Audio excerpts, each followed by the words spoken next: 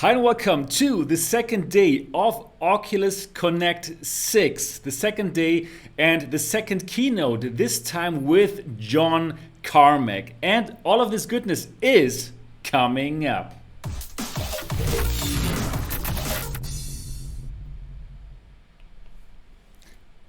Yeah, hi and welcome here to MRTV. My name is Sebastian Ang, and if this is your first time here, if you're just as excited about VR and AR as me, then subscribe now and click on the bell button so you don't miss anything. Yes, great that you're here again.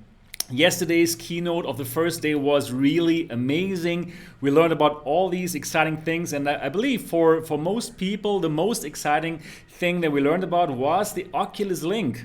Right? Oculus Link, the connecting the Oculus Quest to your PC and being able to play all of the Rift catalog. Wow, that was truly big news, and yeah, very nice. Definitely super exciting. I believe today we're going to hear more about Oculus Link, and we're going to hear all about the technical background. Was it easy for Carmack to make this happen? And hopefully we're also going to find out like how good this actually is. Is there going to be some latency when you're trying to play Oculus Rift titles on your Oculus Quest? And in general, how simple is it going to be? Will you be able to play Steam VR games as well? I believe yesterday actually they did already say that you will be able to do that, but it would be great to hear everything from the man John Carmack himself. And he's going to go on stage in now 12 minutes. Wow. Really exciting stuff. So I would like to ask, I would like to say thank you to everyone who's watching here. The community is here gathered on MRTV to watch this event. And I would like to ask you, are you excited? If yes, then say yes in the chat. And if no, then say no. Right. So what would you like to hear more from? Do you expect any announcements, or do you think all the announcements have been made yesterday and today it's just like geeking out together with John Carmack? What do you think? Is there going to be anything about the Rift S? Because yesterday it was like the big Quest party, right? They made it very clear Quest is their system. And yeah, we didn't hear much about Rift S, and I believe that some people who just bought the Rift S, which in my opinion is an amazing headset, right? Some people might be unhappy about that there was nothing about the Rift S. I mean, not so many things about the Rift S. Of course, right? Medal of Honor is a big title coming up for the Rift S and for the Rift in general, but we didn't hear any other announcements. We didn't hear some accessories, like for example sound accessories or anything. We didn't hear anything, and I believe some Rift S owners might be a bit unhappy with how day one went down. I mean, all the people who own a Quest, they will be super happy about day one, but I'm really wondering what is going to happen on day two. Do you think we're going to hear any interesting announcements for Rift S? What do you think? Or do you think that really everything is so clearly now geared towards the Quest that Rift is really an afterthought and everything is going to go into the Quest branding, and there's going to be Quest 2, Quest 3, and the Rift. The Rift IP, the Rift branding is going to be faded out slowly. What do you guys think? I see lots of people say RIP Rift, and lots of people want Minecraft, and Lost in Translation says RIP Rift 2016 until 2019. Yeah, I tried to turn off the notification, but unfortunately I can't find that in OBS. That's really strange, so that sucks. Sorry for that. We have to live with that. Yeah, I wish it was a donation sound. I wish it was a donation sound, but it is not. All right, guys, you know what? Let me tell you what I think let me tell you what I think is going to happen with the whole Rift branding. So I also believe that Quest is the thing, right? It's not so tough after yesterday's keynote. I believe Quest is going to be their main product. It's all going to be about Quest in the future for VR, for Oculus. And yeah, there's going to be a Quest 2 for sure. And then that Quest 2 is going to get all its data from the 5G connection. I believe it's going to be streaming into the headset, and I believe then they're going to completely unify the stores. So now with this Oculus Link, which is pretty cool, right? You can connect to your PC, to your gaming PC, and you're going to be able to play the Rift catalog. And developers are still going to develop for Rift. It totally makes sense. But for Quest 2, I believe that they're going to combine the stores. I believe that they're going to combine Rift and Quest stores, and it's only going to be one store. And I believe that the content is going to come pre-rendered to your Quest 2 via a 5G connection. And I believe that that's probably going to happen, I don't know, in 3 years perhaps. And then we don't have to care about the Quest only being a Snapdragon 855 or whatever it's going to be, because, well, the content is going to come pre-rendered from the Oculus Cloud. Right? And then probably you still can buy your titles like you do now, or probably they're going to invent some kind of subscription model where you pay X amount and then you can play the whole catalog from the cloud. What do you think about this Oculus Cloud idea that I just came up with? If this is going to happen, I'm going to show you this part of the stream, and I'm going to tell you, yes, I knew 3 years already. That is what I think. That's what I think is going to happen. Thank you so much, Eckhard. Thank you so much for your $4 donation. That is amazing. So I think the Rift branding is going to be faded out. And I believe once Oculus has truly won the mainstream with all of their, thank you Noedrei for your donation. Once Oculus has really won the mainstream with all their products, I believe that there's gonna, I don't know, probably in 5 years or whatever, when everyone has a headset, probably then they can also look at these niche markets for the VR enthusiasts, for people like us, right? And probably then, when they make this niche product, because they don't have to win the mainstream anymore, probably then they can they can revive the Rift brand, the Rift branding, and then they can come up with the Rift 2, and all of us enthusiasts, we can probably buy that super high-end, super expensive device that is really only meant for this niche. Yeah. These are my predictions for the future. So, and our Grambo says, I am niche. And Pyroblaze 13 says, Rift S not dead yet. No, I also don't think the Rift S is dead yet, right? The Rift S is an amazing headset, and we don't know yet how good is Oculus Link going to be. Probably there's some latency. I've heard from some people who have actually tried Oculus Link at Oculus Connect 6, and they said it's not 100%. They said they can feel some latency. So probably for VR lovers who are used to really low latencies, probably Oculus Link is not going to be good enough, right? So I don't think rest in peace Rift S, not at all, not at all. You have LCD stripe matrix, right, which makes the picture clearer than what you have on the Quest. You don't have latencies, which probably Oculus Link is going to introduce. You have more comfort on the Rift S as compared to the Oculus Quest, right? So there are quite some advantages over the Rift S. However, what I believe is going to happen, should happen, is that the Oculus Rift S should probably now go down in price a bit. Because for the normal consumer that now looks at the Oculus Quest and at the Oculus Rift S being at the same price, they will definitely go for Quest. So to sweeten the deal, I believe a price of $349 would be in order for the Rift S. Do you agree with that? If yes, please say yes. If no, say no.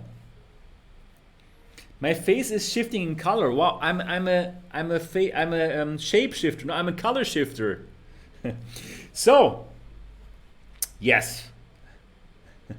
$299. Yeah, $299 would be amazing. Actually, $299 would be like an impulse buy for some. Right. Yes, you also think so. Yeah. So, in 4 minutes, John Carmack is going to go on stage and you will be able to watch it live here on MRTV. Wow, it's going to be very exciting. 551 people are watching this. Dear 551 people, if you don't know me yet, my name is Sebastian Ang and this channel is called MRTV and it's bringing you all the VR and AR news and all of the reviews, all of the hardware reviews. So if you're slightly interested in VR, then probably would be an amazing idea to subscribe to this channel and click on the bell button so you don't miss anything. So guys who know this channel already, could you please write into the comment section, into the chat section, how is this channel? Probably it's very, very good. Yeah? So, good. Yeah, very, very good. Yeah, it's very good. Yeah. So, have a look at the chat, and you can see that you should absolutely subscribe to this channel. Yeah, my dear friends. It's gonna happen in 3 minutes. In 3 minutes, we're going to watch the keynote. So I'm sorry for that sound. I'm going to try to get rid of the sound, but I couldn't find the culprit yet. I have already disabled all the other scenes. So yeah, that sucks. But well, at least you can watch this on this channel here. Okay, we have 2 more minutes to go. Let me check if they're going live already. Not yet. As soon as they go live, you will be able to watch the stream, and John Carmack is going to go live onto the stage in 2 minutes. In 2 minutes from now, we'll be able to watch the keynote of the second day. So it's going to happen very, very soon. 1 minute. 1 minute from now. Are you excited? I am really excited. Yeah. I believe the sound is a Streamlabs browser source. I believe so too, Mango. But I have actually disabled all of them, so that's a bit strange. Yeah. All right. Still 1 more minute to go, and very soon, very, very soon it's going to happen. So I'm already going to disable my microphone now, and I'm going to go now to Oculus Connect. So let's enjoy the show together and see you after the show.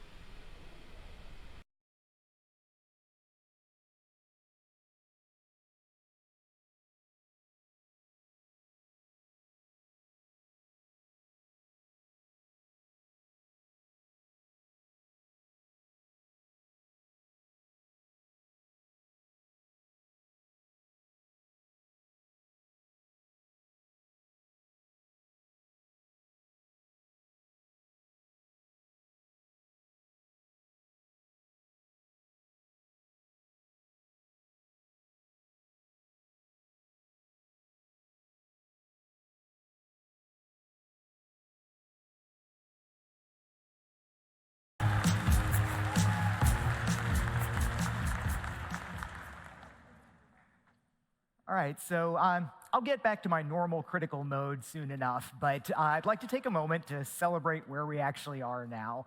A long time ago, before DK2, before Gear VR, before the first Oculus Connect, I remember being at an event and talking about my vision for virtual reality, what I wanted to see. And I laid out this vision of I want a self-contained headset that has cameras for tracking, that can run lightweight content locally, but you can still plug into a PC to run really high-powered content. And that was the fantasy 6 years ago, but it's exactly where we are with Quest today.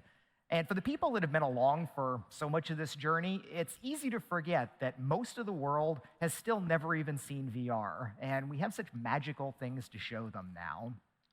So interestingly, there was a lot of internal kind of trepidation about the products that we released this year with Quest and Rift S. There were thoughts that Quest is too heavy, too uncomfortable, too underpowered, or too expensive, and that Rift S was kind of a step sideways, or maybe even a little back with the 80 hertz LCD screen and the problematic tracking poses. But this gave us some really valuable insights to be able to do almost direct A/B tests. And it turns out that Rift S is substantially more retentive than the earlier Rift, even with the exact same content.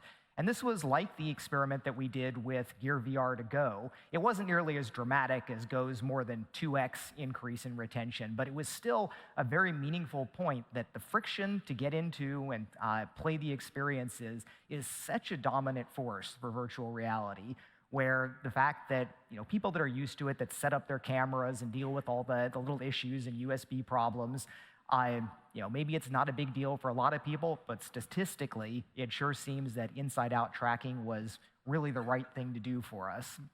And as we look at it right now, sure, Go is still a better place to watch videos, and Rift S is still a better place to play Rift content. But you can see where this is going in the future, where future generations of hardware should be able to do all the things better than any of the other things before. And there's also quite a bit of headroom for us where we say we still have all these friction points with Quest, and there's still all the quality and things that we can do to improve it.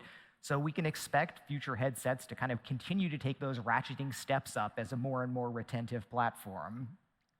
And so I think another thing that the Rift F showed me personally is that I was undervaluing the Rift gaming content, where when Go came out and we were seeing retention numbers almost as good as Rift from Go, I was thinking, well, we've got a clear path here with a very inexpensive headset that we can get to mass market and hopefully mass adoption faster. And it seems to be doing pretty much as well as Rift. But with Rift S kind of showing that there is a lot more headroom there, I think we can say that the PC experience was holding down what the value of the content was. And we get a little bit better with Rift S, and then a lot better for that style of content with Quest. So Quest is, by far now our most retentive hardware. It's doing extremely well for that. And, and that's pretty exciting. So remote rendering is an obvious thing to do. Again, I was preaching this 6 years ago, where it was clear that you've got things that work really well on a local headset, but there's always something that you want more power for. A typical gaming PC is maybe 40 times as powerful as the system on a chip that we've got inside the standalones, and you can always go up from there. Some of the Facebook Reality Labs demos that they do actually run with multiple Titan GPUs stuffed into one box. There's always something that you can do with more power. But it's also worth pointing out that we have some amazing experiences on Quest, on this tiny, underpowered system. I mean, you can still play some spectacular things. And that might be pointing to the fact that maybe we really were too aggressive with the minimum spec machine on PCs. You could argue that, well, if we could do these things on a little Snapdragon chipset, you probably could have run great Rift content on laptops and relatively underpowered PCs without a really high-end GPU in it. Now, the developers have had to work harder and suffer a lot more to hit frame rates on Quest than they have to on Rift. That is, one of the advantages of the PC. Even if you're not doing spectacular graphics, sometimes it's the right thing just to make life that much easier for you. But still, there's clearly value in having the option of throwing more power at things. Now, people have been doing demos of remote rendering since all the way back in Gear VR. There were some early demos that had even cloud rendering for VR streamed to a Gear VR. But internally, we have a lot of perfectionists at Oculus, and I often have arguments about value where you can look at something and say, oh, this is terrible for X, Y, and Z reason. But if people find value in it, I tend to be of the position that let people choose to do things even if other people don't think they're of a sufficiently high quality level. But we have a lot of debates about minimum bars of quality and poisoning the well and kind of discussions like that. And while I had been pitching we should be doing remote rendering on Quest pretty early on, there was the general consensus internally that we needed dedicated hardware for it, that either you needed 60 gigahertz Wi-Fi or you needed DisplayPort over USB or something to let us do something special directly and solve it with hardware. But I had held the opinion that we could do a quite good job on the existing hardware that we had without necessarily buying anything else. And the basic ideas is just you render something on that, you sense the controllers on the Quest, you send that information over to the PC where it does the normal rendering and composites it together, video compresses it, and then sends it over a link. So everybody knows that Wi-Fi has pretty wide variability in quality and performance. You might only have a millisecond or two of latency, but it is not at all uncommon to see delays of 100 or 200 milliseconds, which would be really disruptive to VR experiences. So we decided that the first step that we would take would be doing this directly cabled experience. With the USB cable, there's essentially no error rate and no significant latency, no significant jitter. It's just a matter of a couple milliseconds based on when drivers wake up and do things. And it was more than ample bandwidth. We're actually limited on the video decoder to around 150 megabits per second, which is just coasting on a USB 3. It should even kind of operate on USB 2 level bandwidth. But this is sort of the first step. I mean, this is sort of some of us getting our foot in the door. It's like, all right, we're shipping a remote rendering experience, but clearly we would like this to work on Wi-Fi eventually. And then even though we will probably never really endorse it, hey, if it works on Wi-Fi, you can stream from even a remote computer over the cloud. But that is, we do not have line of sight on making that a great experience for like a really remote distant computer. There are architectures that you can imagine where you change the way games are rendered. So like you render your hands locally and you stream only the things that aren't changing much. But one of my real lessons from doing this for a number of years now is that getting developers to really change the way a game would be architected specifically to take advantage of something is really hard. I mean, hardly anybody takes advantage of my precious Time Warp layers that make all the text look so good. So I'm not super enthusiastic about doing split rendering architectures. But internally, so the difference between what a half dozen other people have done with the remote rendering and what we can do, because we have the internal access to everything. We can have lots of custom stuff put in on the PC side, on the compositor.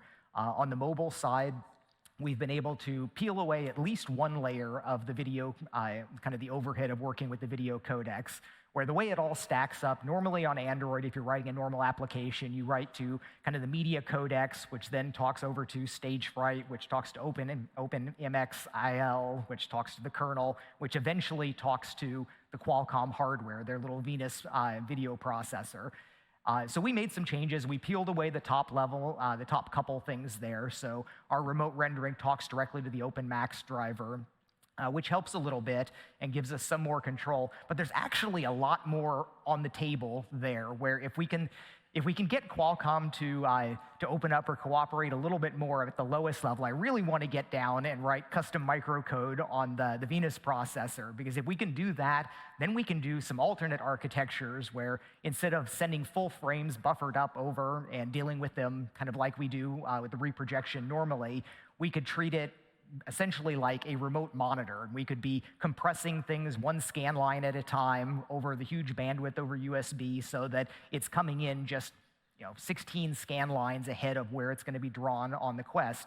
And given that, we could actually beat Rift S in terms of motion to photons latency, because Rift S uses an LCD, which is global shutter, so it has to scan the whole frame in, while Quest is an OLED with a rolling shutter, which means that we have the possibility of being up to almost a frame less latency. So that's a good chunk of different work that would need to be done there. We might even be able to do it without direct cooperation from Qualcomm if we wrote some custom GPU or DSP encoding for it. But instead, we did make the decision kind of do this in a more forward-looking way because we know that we want Wi-Fi support and being able to do it over more variable conditions. So right now, it does pull the entire frame over and then reproject it with time warp, just like it was a local app. So what this means is that attitude moving around with your head is just as good as any local application. But if you're moving, like translating side to side, or especially with the controllers, you will notice a little bit more latency on it. It's a little bit worse than Rift S.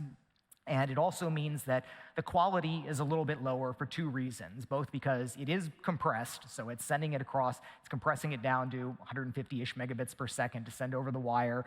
And then, as always happens with the time warp stuff, it winds up resampling it one more time there, where we have possibility of going directly to the screen in some other ways that would be a little bit better. But still, I'm pretty proud of what we've done. I think it's significantly the best remote rendering experience relative to a half dozen other things that people have tried for that. And so that's a good thing. Now, there was some internal debate about how the product user experience would be. You could imagine kind of a highly designed approach where your Rift apps just show up in your Quest library, and you launch them from there, and it just launches it on Rift, and it just kind of works like a Quest app that's running on higher-powered hardware. But the alternate direction is to do what we did, which is to basically treat it sort of like a Rift queue. It's basically treating the Quest as if it was just a Rift that was plugged into your PC. Because there's always going to be some things that you want to do on your kind of desktop using Dash rather than using just the applications there. And it also gives us a pretty good clarity, but there's a chance that eventually we might shift things a little bit more towards running them directly. But for now, I think we've made the right call, and it just turns your Quest into a Rift. It's not necessarily the best user experience, in some ways, but it gives you the most flexibility by far. Now, as we move forward into the future with Quest, it is time for me to probably give a bit of a eulogy for Gear VR. It's been announced that that it's not going to be available on the future Samsung phones. So while it's currently, the software is fully supported, the days are numbered. And I do think that we missed an opportunity here. I invested a whole lot of effort into it, and it's the foundation that we've built all the mobile things off of. But looking back, it's clear that we had huge unit volumes. I mean, I put in a request for Samsung for me to be able to actually say the number of headsets and activations, and they declined. But it's a large number. It's much larger than all of our other headsets. And it had good reviews. People liked it, but it was not retentive. I mean, the retention, we have Quest up here, Rift S, Rift, Go, and then Gear VR is way lower. So it was the kind of the classic leaky bucket that growth companies are advised not to pour effort into, where we did pour a lot of money into the content there. There were significant amounts of money that was spent on content. And when I would look at a spreadsheet of where all of it went and some of the apps that did almost nothing, it's kind of sad to see that the money didn't really wind up getting much in the way of returns there. Sometimes I would complain that I felt I didn't have as much support internally, that everybody was much more excited about Rift and standalones and so on. But there's a clear lesson here with this stark contrast of how much retention that we have on the same content on Go.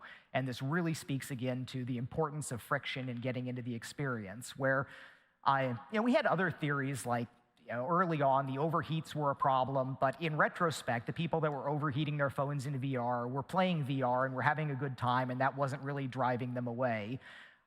There were concerns about people draining their battery. That's still an issue. People get anxious when they're kind of draining their phone battery, which is their lifeline to the internet and everything. But far and away, I think the biggest issue was just the friction of getting into it. And I like to think that if you could magically hold your phone up in front of your face and it just transformed into a VR headset, we'd have like 95% retention and it would be super amazing.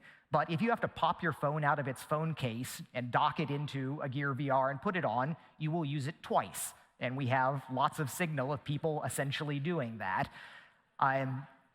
Now, there's things that we could imagine doing to make it a better experience. The docking was fiddly, the mounting was fiddly. There's all sorts of software things that we could have done a lot better.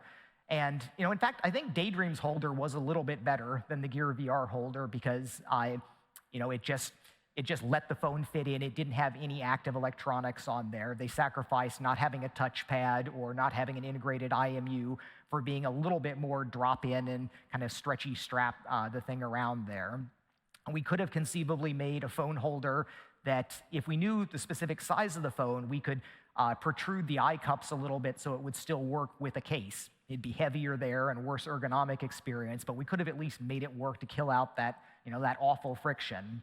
Where, again, if the lessons we learned from this is it's almost always better to trade things to make it easier and faster to get into the experience. Now, some of the other things that we had to compromise on as we supported broader and broader ranges of phones, the holder got less and less optimal for any specific one. The very first Gear VR with the Note 4, that slotted in nicer, and it seemed to just generally feel a little bit better than the later universal holders that handled everything from the tiny little A-series phones up to the giant Note phones. And it also meant compromises where, to let the tiny phones fit in there, we had to crop down the edges of the eye cups, where the Notes and big Galaxies could have had a wider field of view there and generally worked better.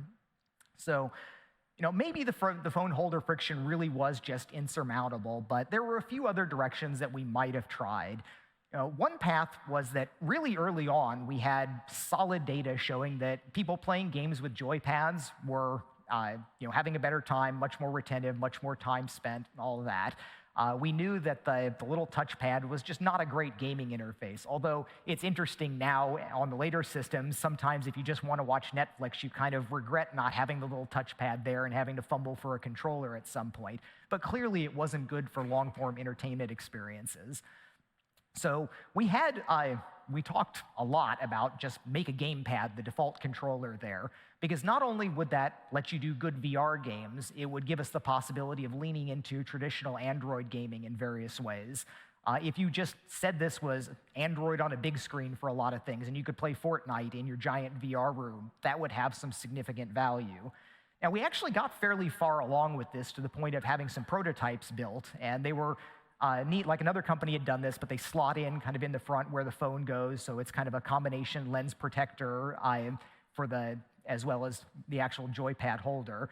But the problem was we had designed a simplified gamepad controller, because internally there was this thought that full-on gamepads were too complicated for the broad consumer base. And I'm pretty sure I can track some of this to an early story where Brendan was raising funds early on in Oculus, and he was talking to some older investor venture capitalist demoing DK1 stuff, and hands him a game controller, and it was clear the old guy had never held like an Xbox controller in his life. And I think that scarred Brendan and influenced our strategy for a while there. But the nail in the coffin was it couldn't play Minecraft. It didn't have enough buttons to play Minecraft, so what was the point of doing that controller? And we wound up doing the pointer controller, which works out reasonably well for VR and was a reasonable path towards eventually having the 6 Degree of Freedom controllers. But that was one of the paths not taken. And the other major one would have been actually nailing all the immersive video or immersive media in general right. The whole 360 photos, 180 VR, 360 VR, all of this, there's enough value there, and it frustrates me because we just have not stirred that pot correctly. I mean, why don't we have the Instagram of immersive media? We have so much stuff that people are amazed when they see it, or when they see it running in the quality that it should be in, and it just seems like we've had stuff sitting on the table that we just haven't really picked up. And there's, the cameras have made amazing strides. I feel guilty about this, where the cameras have gone from the very first Ricoh Theta to, the push-button 5K 60 frames per second cameras that are available now. Just massive progress there, where we've done very little on the content production, presentation, distribution, sharing side of things for that. And we still have to solve all of that for our big headsets. So, despite whether gaming and entertainment, whatever is the majority application, immersive media is absolutely one of the top 3 applications. And we had one prototype headset that might have been significant for this, where we had one headset built with these custom super wide-angle lenses that could use the full width of one of the Note or Galaxy phones. And watching Henry or Dear Angelica or some of the Felix and Paul things, the very well-produced media, it was really pretty amazing with that. And it would have been a little bit more expensive, but that's another one of the data points that we've learned as we've done some of these product experiments, where at some point, when we're in tens of millions of users, all the very low price points are really going to matter. But as we've seen now, Gear VR went from $99 to $129 with the controller, and it really didn't do much of anything to any of the curves for adoption. So, and the last kind of direction that got talked about a lot in the kind of waning days of this was doing some kind of a more sophisticated plug-in headset. The idea being that, okay, docking the phone is a complete pain. It's the huge friction point, especially if you've got a case. What if you just kind of wired it down to your phone? And that has, on the one hand, you say, well, you could just plug a Rift S into a phone, write all the right software, and drive it there. But it doesn't feel right to me. I mean, people have different opinions on this, but at that point, you're back to the very earliest days of Gear VR with something that just barely works, overheats all the time, drains the battery down a whole lot. I was actually more excited about the possibility of doing an ultra lightweight, super comfortable headset, really lean in on something that you felt like you could wear for hours on end and just had a better screen. If you just had a better screen and it was kind of like a Super Go plugged into your phone, I thought that could still be useful.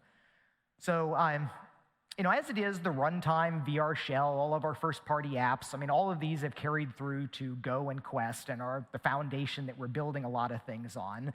And I am super happy now that with the Go compatibility layer, we have the ability to start running some of the old content on Quest now. Now, we made a really kind of timid first step with this. There's just some of the top 50 apps that have gone through QA that are being released now. Because there are a lot of things that you have to worry about. Mapping the inputs is the primary one, but how well it handles 6 degree of freedom headset and controller motion. And some apps were written in such a way that it was written before Quest existed at all, but you start it up, and because they use the APIs in sort of the forward compatible way, they magically have 6 degree of freedom headset tracking, and the Go controller moves around in 6 degree of freedom when you're running in emulation mode. But a lot of apps have a lot of problems, like the floor height is done wrong, so your controller is down by your feet, or there's various things that are clipped off at the edges, and there's some other internal reasons why that's a little bit problematic. But this is, I do very much want it to eventually open up to the entire catalog, because I do care about kind of preservation and archiving, and I would like us to be more like Microsoft and Apple in this regard, where every program I ever wrote for iOS is lost to the ages now since Apple disabled 32-bit support. I don't want that to happen to the earliest VR apps. I want it to be possible to have a retro VR scene 20 years from now of people going and trying the first consumer mobile VR apps. So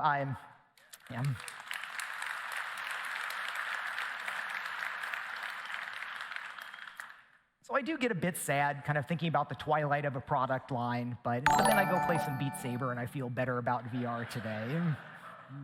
And so, VR in my mind is supposed to be all about being this universal platform. It should be doing everything. And I get really irritated in our internal strategy sessions when we're like gaming focused or talking about separate separate media or enterprise SKUs and different things. But gaming is our focus now, and it's where we've got kind of some real traction to be working on. So I'll start with that application area.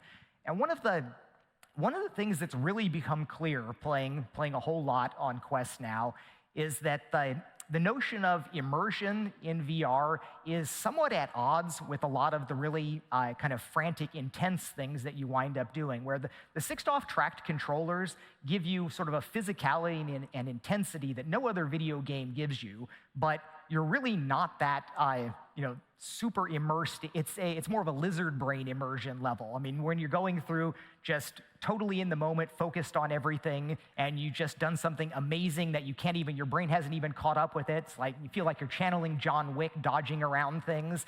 And But then you're kind of like, okay, it's all, you're doing all that, but you're not in the wonder of the experience. You're like under the gun, sweating and stressing about all of this.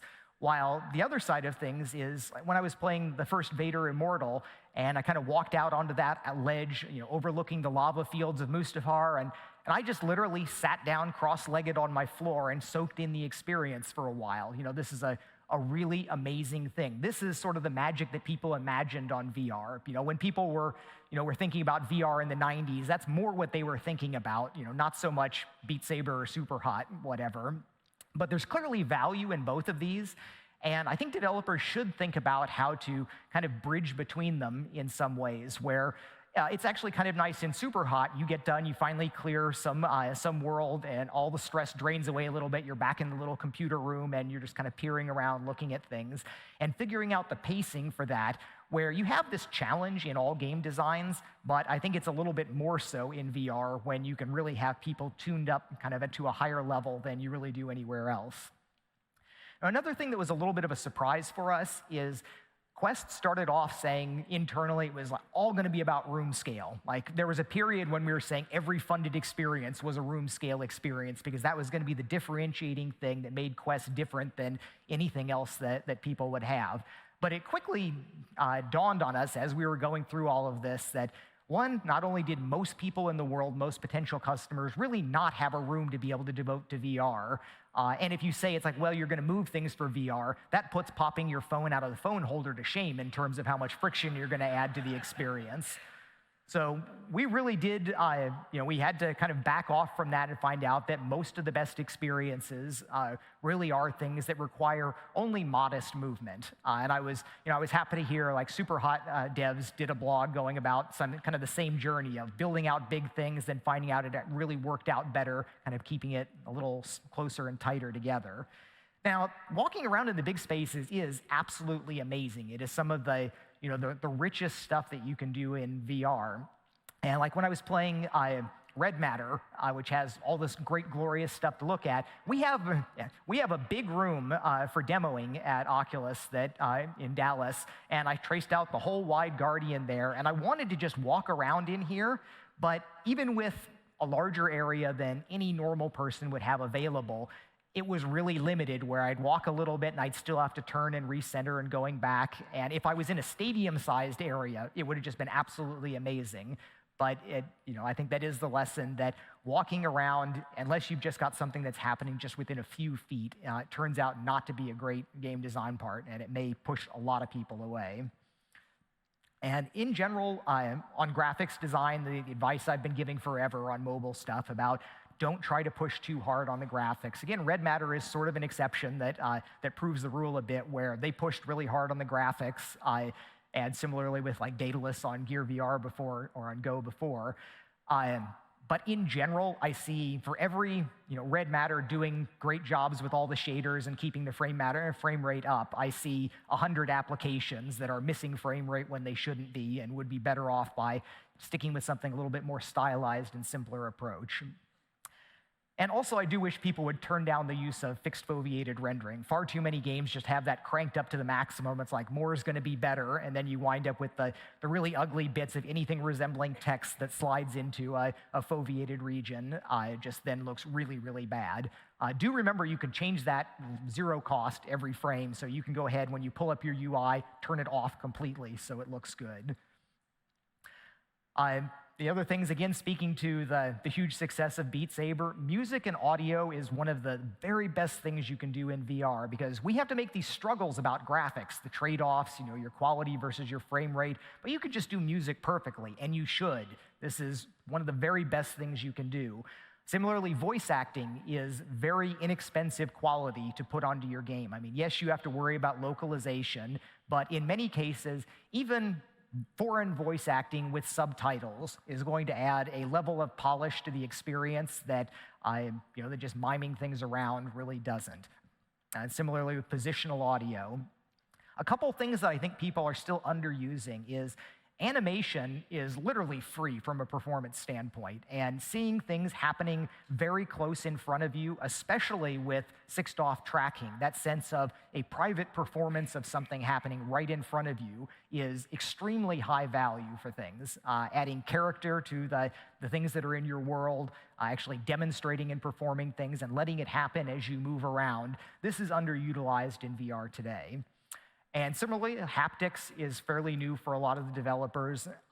Adding just even a little thing. I try to point out in the app reviews that anytime you have some explosion effect or something happening visually, you should always have it tied with strong audio, and you should also tie it with some form of haptics. I mean, blend the three senses together, and don't be subtle about it. You can think about, like, you're closing your eyes, thinking about the haptics, feeling exactly how it's doing, but people aren't doing that. You need to be just kind of smacking them in the hands with the haptics when you want something to be appreciated. And there's all the normal kind of gaming things, load times, cloud saves. I mean, I have literally abandoned some games that have excessively long load times. It does matter. I mean, everybody can point to things like Fortnite that takes 1.5 minutes to load on mobile and say it's the most popular game in the world or whatever, but that's not how you build an audience. I mean, once you've got a large audience, you can start imposing on them more for various reasons. But when you're trying to get people to get over the hump to be attached to your game, it's really important to make it quick and easy to get into the game.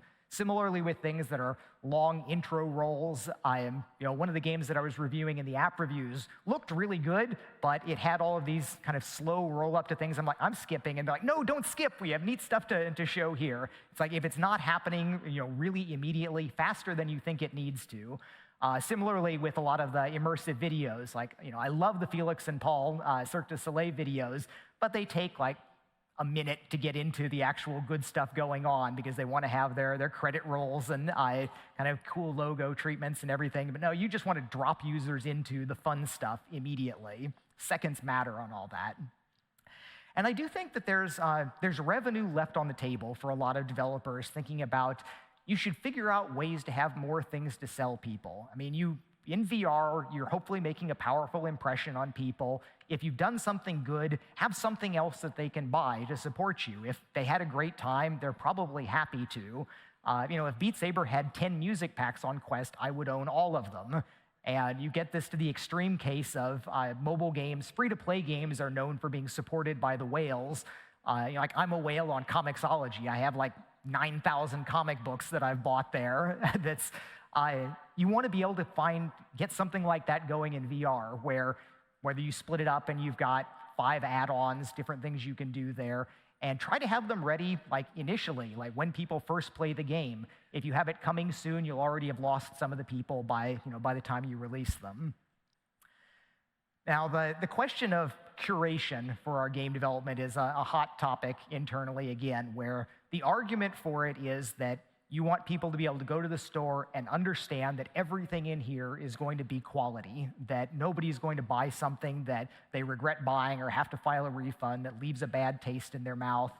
I expect this will be softened a little bit. I do favor more the Wild West side of things, but there's good arguments for this, either way, where people can say, Nintendo for so long was very successful with a very curated experience. But we do have sort of a backdoor with the Go compatibility stuff now, where once we do finally get kind of everything up there, you can sort of write a Quest game as a Go and make dynamic decisions about things, but you'll have no exposure in the store, no exposure through any of the kind of explore things going on, but you can still take advantage of Quest features, dynamic application. Now, in the kind of non-VR content is another thing that historically, I've always been waving this flag of there's $1 trillion worth of content that was built for other screens. And I just think it's completely unreasonable to pretend that people are going to recreate all of the value in that content in VR-specific applications. And it should be the universal platform. You should be able to do everything in VR, ideally just configuring your workspace however you want and sourcing content from everywhere. And there will be a point where the idea of the VR headset, it should be the best screen in the house, that whatever other tablets, phones, screen, TVs that you use, you should be able to have the VR version that is better in some significant way. It'll be a while before we're hitting 4K TV levels, but in terms of convenience and a lot of the things that you can do with it, it should be there. Now, we've come some distance. We have a limited selection of the Android apps in our Oculus TV application. We have the streaming trifecta now with Netflix, YouTube, Amazon Prime, so I'm really happy we've got that. And then I'm very excited now that we've got Fandango now for movies, including all the 3D movies. We're going to have almost every 3D movie ever made eventually available here. And it's not there yet, but we will finally have downloaded movies back, which is something that was a horrible regression from my point of view, where before the VR shell days, we had downloading in our Oculus video app for movies, and we lost it and we never got it back. So finally, that's going to be coming back, which is nice. And a little tip with Fandango now, you can use Movies Anywhere to link your iTunes account. So for me, I've got a library of movies on iTunes. I was able to now, for the first time ever, watch them in VR like I've wanted for years and years. So I'm very happy about that. Now, dedicated 2D game streaming, people talking about Stadia and things like that. I've for years thought that there is absolutely a future in game streaming. Now, Oculus was founded by some people coming out of Gaikai and other companies that had felt burned by it, more negative view of it. But I do think, like the Netflix kind of transition, at some point it's almost inevitable. And I think that VR will be an excellent client for it, where in many cases, I make the point that most TVs that aren't put into game mode add more latency than the internet would to your gameplay experience. So people, in VR, we control the display, we control all of that. It should be an excellent top-of-the-line client for any kind of game streaming, and there is enormous amounts of value there. So I'm excited about eventually getting some of that. We don't have anything close enough to in the works, but those are small, tightly focused projects that can deliver a great deal of value. And then for everything else in the world, the browser is the backstop, as a web experience for when you don't have the app for something, it's not available. And I'm super proud of our browser team for, it's a small team, and they've done a great job of having a very high-performance browser that's stayed up to date with, the Chrome compatibility for things. And we have general-purpose DRM almost sorted out for the browser experience. So even the high-end media companies that still have web DRM, that should be coming to the VR browsers relatively soon. I still wish that we had some little tiny extra extensions to the web experience so that companies could easily do things like change the 3D environment or a 360 photo behind the web screen and do some kind of basic control of the VR environment so it's not just a floating web screen, but you can add a little bit more to it. But that kind of ties in with the fixing immersive media, where I've shown these lighthouse experiences like Henry and some of the other work that I've done where it can look so much better than people are used to seeing. And just this last week or so, I've been working with NextVR on doing some specialized players for some of their content. And everybody is just really amazed at how good this can look, even at bit rate that's amenable for streaming. And another thing on that side where everybody comes down to these very conservative numbers like 10, 15 megabits something, looking at the stats for our user base on on Quest, half the people have 40 plus megabits and like a quarter of the people have 80 plus megabits streaming to our headsets, and that's with a very conservative estimate where you do multiple simultaneous streams and it can go up much higher than that. So there's possibility of streaming exquisitely high quality content to our existing headsets. We are not right now close to even saturating our displays in most cases. So there's a lot more that can be done there. Now, there are so many applications that are sort of thin wrappers around a little bit of immersive media, and that does seem fairly wasteful because none of them do the things right, almost none of them do the things right in terms of getting it on layers and getting the sRGB sampling and all the picky little things there. And it does feel like we want to move towards a world where more of that is done in the web, where the web browser experience is better UI than practically every third-party application. It is on a layer with sRGB filtering at the right pixel scale, and if you make a web UI, it's just going to look better than whatever you cobble together in Unity. But right now, the options for playing the immersive video is just not so great on the web. There's the web VR players that people kind of use as a standard really do none of the things right in terms of all of the high quality things. So they work, but it's not the quality experience that I want to put forward. So I want us to do more of that natively in our browser. But I've been told by a number of people that the web standards communities get really defensive and up in arms at adding sort of web tag extensions by specific vendors. And if we just go make Oculus-specific extensions, here, play this immersive video, automatically switch to the right projection, do everything right, and it's a magic Oculus tag, that they will be mad at us, and we might even be shunned from future standards bodies stuff, and we have to just go through this long, slow standardization process. And not a lot of progress has been made on that. So that's been frustrating for me, because I'm sort of the, just go make it happen, get her done, and we'll sort it out later. So on the social side, it's, looking back, it's kind of embarrassing at all the stages that we've gone through this at Oculus. Like, way back in the early days, I did the social APK on Gear VR, so you could co-watch Twitch and some of the movies and things. And then we had spaces on Rift and rooms on Gear and Go, and venues and co-watching, and now we have Facebook Horizon. And our avatars have continuously mutated from the little floating heads through 3 different versions of things, and we have the codec avatars on the horizon, and we do not have this well sorted out at this point. And by the way, I am really sad about the fact that we are going to wind up deprecating rooms. The servers will eventually get shut off, I think at the end of this year, which I do think is a shame, because rooms can run like on Quest with the Gear VR or the Go emulation. A number of people find some value in it, but it's not showing any significant growth. It's trailing down, and they want to focus efforts on the kind of the larger bets for things. But other things that are social in terms of kind of breaking the isolation of VR, and I'm still the champion of the power of isolation. I like isolation for a lot of things, but it's kind of the antithesis of the Facebook message of bringing people together. So we keep firing these social bullets at things to try to get a hit.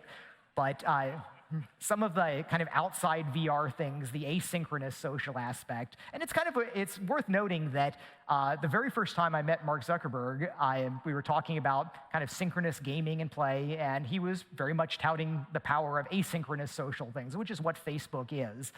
And having some of the things, the most powerful social thing by far for me that we've done is notifications of Beat Saber scores. Waking up, it's like, Sean Liu beat your score in Beat Saber. Oh yeah, we'll see about that. That's been like, that's the notification that I like to see, and it does do exactly what it's supposed to do. It makes you want to go grab the headset, get back into the game, and play. It's pure win there. Then we have, we've made a lot of progress on casting. And in fact, I ran into some people that were still thinking the way casting was a year ago, barely working in various ways. There have been a couple rounds of improvements for things.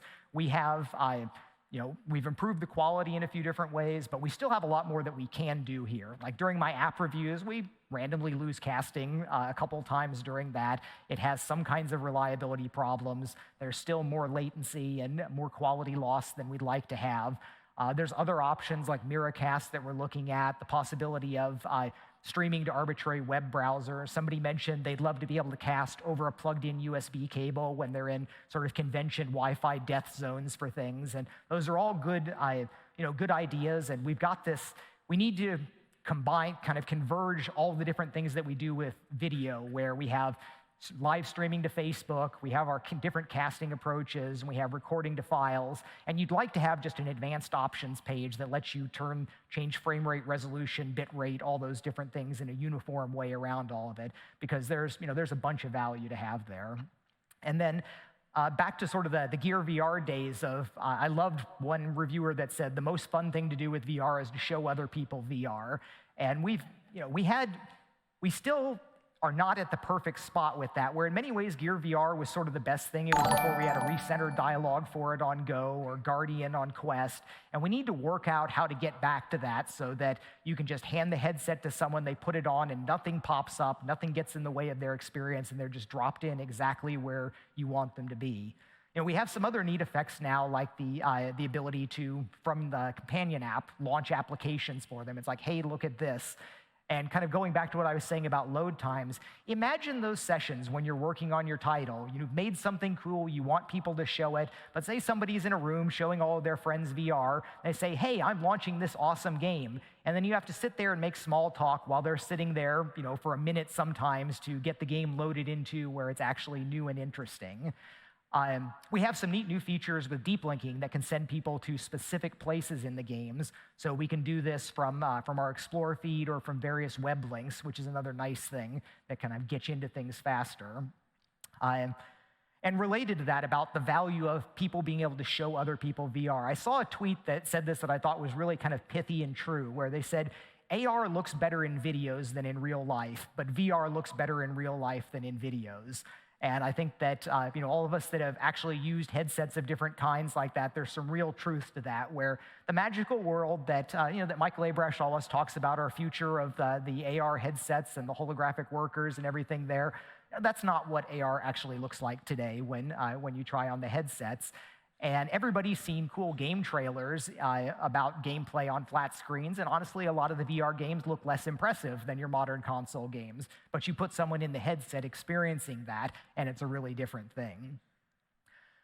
So productivity side of things is another aspect that we're not specifically pushing at all with Quest, but I keep hammering home that it's a universal platform. Anything we plan on doing for any SKU, anything in the future, we should be doing it on Quest right now. Even if we don't market it as such, it should be good for that. Now, one of the areas where people are actually making money right now and having successful businesses is in various enterprise training applications. And there's an interesting split between a lot of things can be done very well just with like with Go and 3DOF, and then there are some specific training things that it's like, go find this part, go put this part here, pull this breaker there, that work very well with the Quest controllers. So there are there's a good-sized ecosystem of real companies that are serving real customers and and having a great deal of value. I was super excited to see that stat in the keynote about the surgery readiness rates in VR training versus non-VR training. There's some real value to be had there. Now, I had written a remote desktop application a couple years ago and did a lot of experiments with that early on.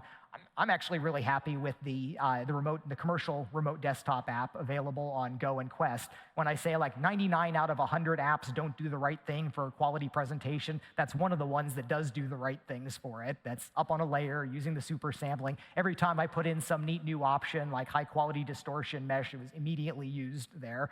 Lots of options and configurations, so that's really nice. We have a lot of work internally going on to try to automate or to make virtual meetings. Where like I'm in Dallas, most of the company is in Menlo Park or Seattle and London, all these other places. So we live a lot on video conferences, and they're often not a great experience. There's a lot of value that we can imagine saying, my normal thing is I've got somebody projecting their desktop there, and then everybody else is scrunched down to this tiny little mess of pixels, and I don't even recognize people when I actually meet them at OC6 because, oh, you were those 64 pixels that I saw in the video conference all the time. But if we can get to this point where you get the big screen here for what you're looking at, but you have large views of the other people on conventional video conferencing there, and then you may have other people actually joining in VR with avatars, I think there's some real value there. There's a little more debate over what the value of actual collaborative productivity work is, where that's sort of the science fiction, high fidelity future of, well, we're all going to work together in VR. But I kind of fall back onto my isolation introvert thing where I don't so much want to do that. And it's not clear that going to the places where you're expecting everybody to wear a VR headset is necessarily the best bet. But we are running those experiments and starting to dog food them ourselves internally at Oculus. There have been some of the things that are still a damn shame, where our VR shell environment, where all of our first-party apps are done, our Oculus Video and browser and library and home, all those different things, we still don't have a public SDK for it. We are, I think, beginning to let some enterprise customers do some things there, but internally, it's still looked at. We're not as serious as we should be about the API and the app model, that it was kind of put together roughly. But I think we've done ourselves a disservice there, where so many of these video applications would have been much better done as a really simple shell application, high-quality user interface, high-quality player, and they would just be tiny, tiny applications rather than spinning up all of Unity to do some of those kind of basic kind of media and display presentations. Some other things that were lacking that are obvious on Android phones, like no ability to do local file management. This was a thing I ran into relatively recently. I had just finally gotten my last Expert SS on OST 1 and 2 on Beat Saber. I'm like, I'm going to record my kind of brag scoreboards and then upload it to Twitter. But it turns out, well, you can't actually have a file browser inside inside our browser right now, so you can't go and find something. So that's a clear case. If we're going to be doing productivity things, you have file management that you need to do. You need to push things around. So there's a lot of different things there. Now, on the user experience, just kind of the general purpose side of things, there's still hundreds and hundreds of things to fix. And I swear I think a lot of people just tune me out now when I write these long lists of like all the nitpicky little details and things that should be getting better. I encourage everyone to use the user voice website. We really do look at that, and it lends so much more credibility to my arguments when I can say 500 people also think this is a good idea, and I can harp on it a little bit more internally. So I'm proud of how many of them that we have knocked off, where the first couple pages of things on the Quest, a lot of those are handled now, and we've done a lot based on that. So I want us to keep digging all the way down through there, but definitely go in, make your voice heard, and kind of vote up things that are there, or if you've got specific issues, write it up yourself and point me at it. I'll be happy to kind of take a look at things, and if there are things that I haven't considered, I can kind of advocate for them elsewhere. So having a UI that just brings joy, that feels like it's happening instantly and it's doing your bidding, and we're not there yet. I was harping just last week about like how long library takes to open up, and I made this comment during my app reviews. So I'm going to library after each one of these things to do it, and I'm twiddling my fingers for a little while, waiting for it to come up, saying this should have been instant. This should have just happened. The harangue that I make internally is like, moving these images around, drawing this text, I could do this on like a 200 megahertz Dreamcast or something. We've got a 2 gigahertz processor with all this modern stuff. There is no excuse for it to be as slow as it is. But it's what happens to applications. If you have a live app that you've been working on for a couple years, maybe you did a performance pass at one point and got it down to a good level, but features get added, things get changed, moved around, and just everything gets slower. It's the natural state of software, and it takes, you need to fight that aggressively and violently when possible. Make things happen. Aim for things changing on the next frame. You want it to feel like a crisp video game, not some, laggy application that will eventually get around to responding to what you've asked it to do. Some of the other things that have been improved, the Guardian is a problem for that pass-around VR side of things, where I do wish that we could, if you put it on quickly, we'd just put the kind of the baseline, the kind of the floor outline of things out. But we've made some improvements. The pass-through plus is a nice change, where early on, again, we had some people thinking that the pass-through video was going to be deeply uncomfortable, that it would make people instantly sick, because it's coming from, the cameras are down here, not where your eyes are. And when you're putting that up there, everything has this shrunken down feel to it, because it's like you've got a much wider IPD. And like you look at your hands and they feel oddly distant from where we're rendering the controllers or where your proprioception sense thinks they are. So the pass-through plus is doing kind of classic stereo depth determination from the cameras, and it fits in. It takes a good chunk of power, but it's being done really when you're not mixing it with other things very much. So it's a decent little comfort value there. Power management is still something that it's great as a consumer device that people actually use. Battery life and batteries that I don't understand. You say, I want to get this app. It spends longer preparing to download than sometimes it takes to download, and then longer still to actually install before you get into things. And again, we've been hit over the head with the importance of friction and getting into experiences, the value of that. We should be making this really high priority to smooth all those things out. And there's stuff like that we want very much. Like, you should be able to have, people talk about you're isolated from your phone when you're in the VR headset. Obviously, we would like you to be able to have your phone in VR, but it's not clear how we go about doing that. We would need cooperation from phone vendors to be able to cast the entire screen up there and to work. Maybe there's a way that we can just get notifications forwarded or some kind of halfway situation, but eventually, in the robust future VR world, you expect to be able to do everything that you do on your phone. I mean, eventually we expect AR to replace phones in many ways, but we've got this intermediate period where hopefully people will be spending large amounts of time in VR, and their phones are important. We need to find some way to surface that stuff in there. So I'll probably run out the rest of the time sort of running down the hardware decision tree for future headsets, where we're not going to announce any new products, but you can maybe infer some possible directions that things could go. Now, unfortunately, we don't have sort of the Tony Stark auto fab where you say, I want some of this and some of this, you fab me up a headset to test. Internally, we make a pretty good number of test headsets for things, but there are so many different options that you can choose from here about what might be the optimal one. We don't get to test anywhere close to exhaustively, and there's also the significant problem that when you cobble something together for a test, it may be very far from what the consumer experience is, and you may be able to have something that's functional, but it might not really tell you whether it's actually going to be good or not. And sometimes you have to take sort of a leap of faith where for a long time, it was kind of scary how the controller tracking was looking on Quest and Rift S up until not too long before launch, where there was real worries about, is this even good enough to ship? But more progress gets made, and then updates get made, and it turns out really good.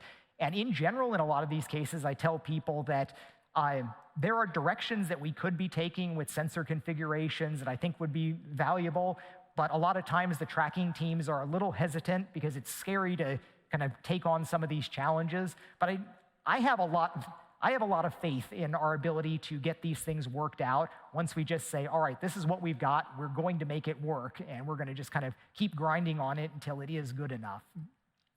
Now, all the things that you can put in, they're obviously not without cost. You can't just say, well, I want all of these, because you've got price is an issue. I mean, we have some signal on price point where I thought Quest's price was going to be more of a detriment relative to Go, but there's the questions of, is this just because we're still selling to the early adopter enthusiasts? I still tend to believe that getting back down to a cheaper price point is really important when we want to have really mass market broad adoption.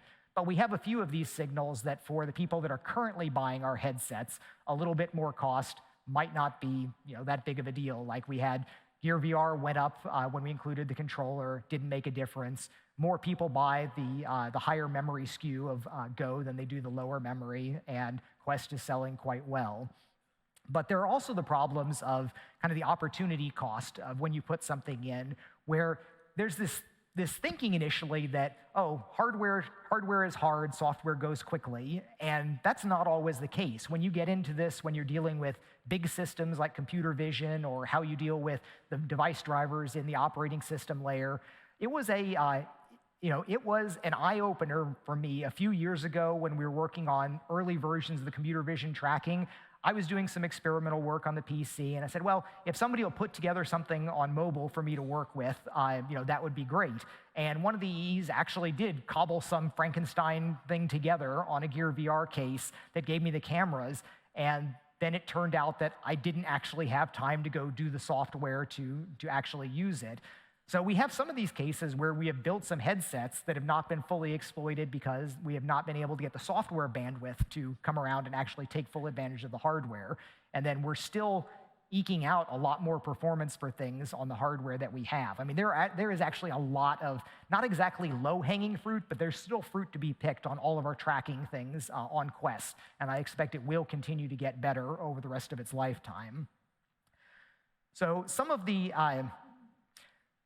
biggest questions that you have is where you split the architecture. We have put everything in the front, which is the most manufacturable, the cheapest, generally easiest way to set things up, but it makes it front heavy. It can exacerbate cooling problems, and it can have some other challenges where you can imagine wanting to put it in back. Like our very first Proto Quest headset had a big puck on the back with a fan and a heatsink and everything sticking out of it. But the headset was very light. It didn't have any guts up there, so there's some value there. And we continuously talk about, do you put the battery in back? And you'd think, oh, it's just a couple pennies of wire that you have to do to wire it back there, but it's surprisingly impactful on the whole design to do that. Then there's a question of, do you do a split design? Do you have, whether it's a phone or a compute puck of some kind that you have wired down to sit in your pocket, or completely wireless, something where you have just enough processing on the headset to be able to do essentially remote rendering from your pocket? There's trade-offs for all that. The most obvious question for virtual reality is the display questions, where at one level you've got single display or dual display. That impacts whether you can cant the displays. You can get more field of view if you can if you've got wide enough area that it doesn't become really obvious that you're stealing overlap. You can cant the lenses and get more peripheral vision in. If you've got two displays, you can make a nice, clean, interaxial adjustment system, where you can still do that on a single screen, where you can still go ahead and have the screen under there and move the lenses on top of that. But that adds some complexity, and if you go to an extreme area, you start trading off your field of view at the end, where you don't have enough pixels to be able to keep sliding it. While if it was two completely separate displays, you've got a lot more options there. Then you've got the question of LCD versus OLED, and we've been kind of flip-flopping back and forth on this across our different products, where LCD is generally cheaper and denser. There are more systems using LCDs. You can generally get a little bit higher pixel density. The OLEDs tend to cheat a little bit with the pentile layouts. They have some other reasons to do that, for like blue sub-pixel lifespans. But in general, if you want the highest resolution, you probably get an LCD. The backlights can be brighter, so you've got more opportunity for doing possible high dynamic range things if you have kind of a segmented backlight. And they can be, you may be able to get faster refresh rates in some cases, and subdivided backlights can get back the latency that you would have with the normal transition time for the LCDs. You know, the OLEDs offer the things that we touted for so long on Rift, where you have lower latency, they instantly turn on. You've got better contrast, where you can have absolutely pure blacks. You can make OLED displays that are flexible, that you can bend into different configurations, which I still think might be useful in some of our optics arrangements. Our current optics people generally say it's like, well, we can handle everything that we need to with kind of changes in the lens's profile. What we would ideally like would be curved on two dimensions, but nobody has made sort of a bowl-shaped OLED display demo yet, but that might be interesting. The persistence changes between the two, where the OLEDs, you can command them on and off with sort of microsecond level precision, but they're not all that bright. So if you had a combination of filters or multi-bounce optics or something, OLEDs are hard to do because they don't really get bright enough. Unless you leave them on for a very long time, then you've got motion blur. While LCDs have they don't transition very fast, so you need to pulse the backlight, but you can make a very bright, shortly pulsed backlight, and that works surprisingly well in Go and Rift S. Now, interestingly, the limit on the refresh rate for Go and Rift S is we run Go at 72 and Rift S a little higher at 80. That display can run higher, like we've had it internally running at 90 frames per second, kind of like the classic Rift, but it's so temperature sensitive, where you start off and you've got a clear double image until it really heats up and gets very warm, and then the LCDs are switching fast enough that it can actually run at that rate.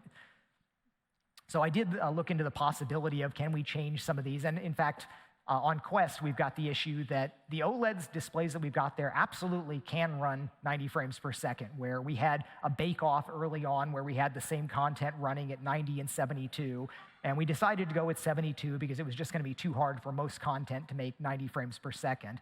But some content could, and as we were back to remote rendering now, I'm like, oh, we could do more content there. We could remote render at 90 frames per second. That would be a nice little bonus relative to Rift S.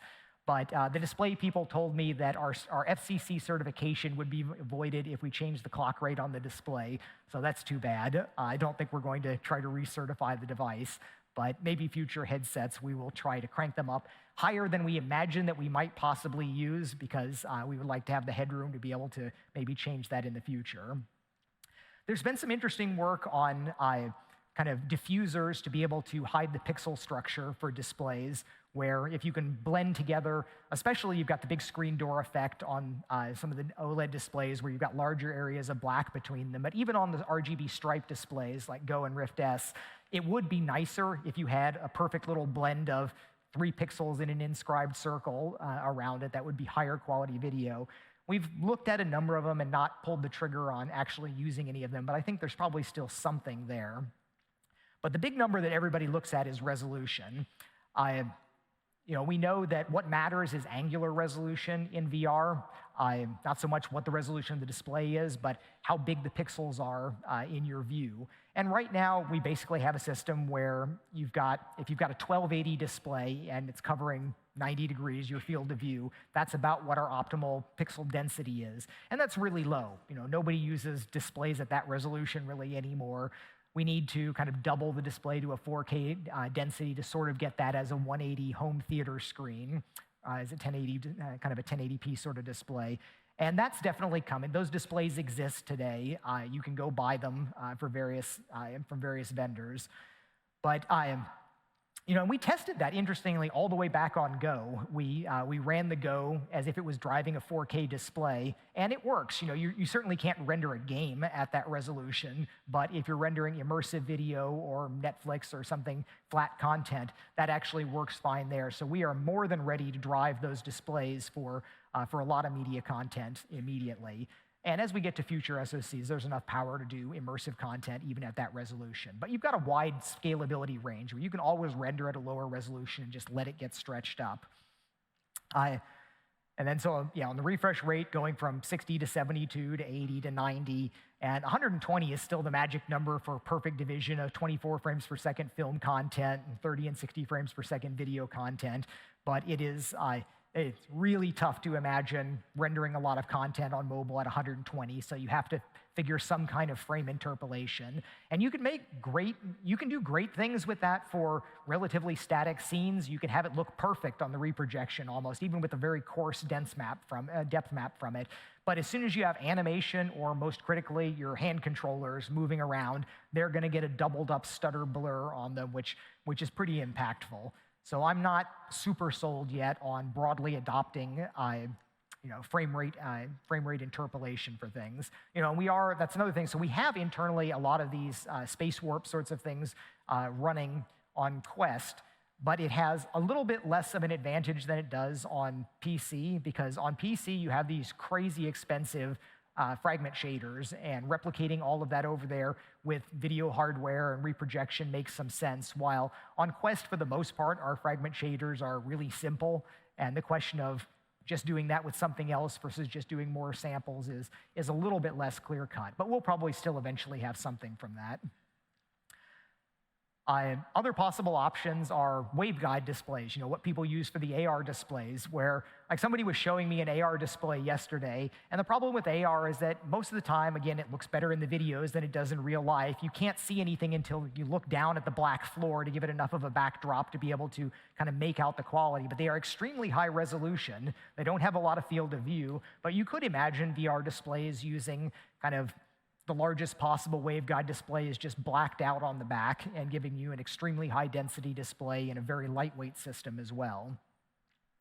So that ties in with optics, where waveguides are sort of the optics combined with the display, but for OLED and LCD displays, you've got a lot of options from single Fresnel lenses, doublets, multi-pass optics. And you can see some of the differences, like PSVR they use lenses that give them a nice broad eye box, and it's very forgiving of exactly where you have it on, but they have a relatively low resolution display, so they don't need to worry as much about crispness. But there's a lot of subtleties, like in the Fresnel lenses, little issues about how you cut the angles on the side of it. Like, you should be able to recognize that our current generation Fresnels in Go and Rift S are substantially better for the glare effects than the original Rift lenses. The original Rift lenses, you'd see the Unreal Engine logo come up, and it's just spraying light reflections everywhere all over the place. And it's not perfect now, but it is improved.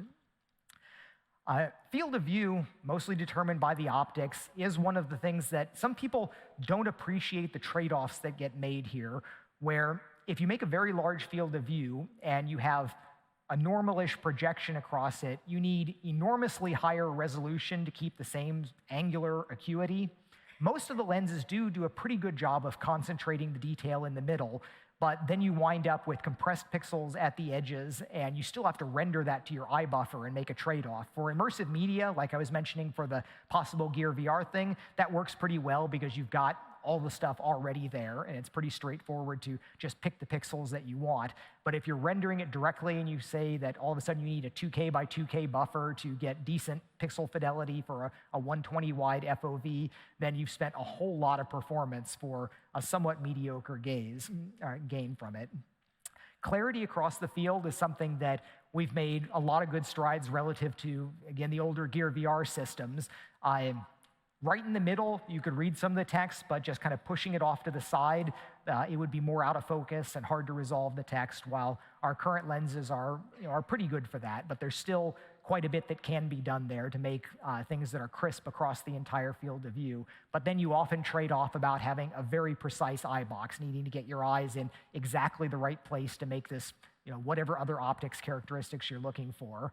And I do tend to think that I comment that people put on the headsets differently practically every time. If you just, even for the same person, you have them put on the headset 5 times and you take video of it, it'll be crooked and canted in different ways, and it's not giving people a great kind of positioning. We have the adjustment for the IPD for the user, but I suspect most people don't even have that in the right place, and half the time it probably doesn't matter because the headset's not not settled on their face in exactly the same way. And so one thing that I would like to see eventually is when we make really lightweight headsets, I think what we need is actually nose pieces, just like glasses have. I mean, if you had your prescription glasses and they were just in ski goggles and they were kind of mashed around at random places on your head, it wouldn't work nearly as well as something that registers onto your nose in some place. The Gear VR focus wheel is kind of something that a lot of people missed it when they didn't have it, about being able to wear with or without their glasses and being able to adjust the focus. But it turns out that's really pretty challenging to do things that move around like that for displays, because the phone, you could always take it out and wipe it down, but we see cases where you get something back from the clean room assembly in the factory and a couple little specks of dust have gotten in there somehow, and it's just going to be sitting there right on the screen in your focal plane, doing a lot of damage to the VR experience. On the audio side of things, I know audiophiles will always want more, but I'm super happy with the drivers that we've got in our current headsets. I think the convenience from just having it in the arms is worth whatever limitations we have on the reproducible range. I made a point of trying to play with high-quality headphones relative to it, and I don't think it's worth the extra headache of putting them on for the most cases. I think we've done a good job there. We do always have the headphone jacks for people to be able to plug something in. Bluetooth headphone support is something that comes up a lot. I know that's in our user voice somewhere. And it's probably past time for us to go back and really revisit that.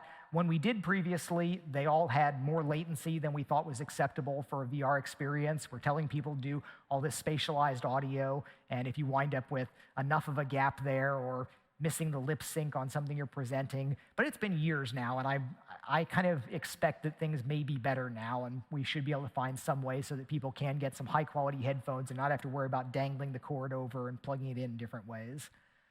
On the IPD adjustment for the displays, there are options of kind of continuous smooth or possibly little detented multi-step options that might make it more reproducible or cheaper to manufacture in various ways. The choices of the core system on a chip that we use. Now, I know we've been dinged in reviews sometimes for why do we use somewhat obsolete chips, where we used an 820 for Go and an 835 for Quest, and people say it's like, oh, but that's last year's or year before last cell phone in some case. Why aren't we on the actual state of the art? And I think we, again, made the right call to go ahead and be a little bit back where we had enough problems bringing up our very first VR operating system, dealing with all the custom stuff that we had to do. Working with something that's not bleeding edge gave us some slack, and we were able to deliver what we needed to there. But we've got a skilled team now that's been around the block a few times with it, and I think it's likely we will be closer to the state of the art in the future.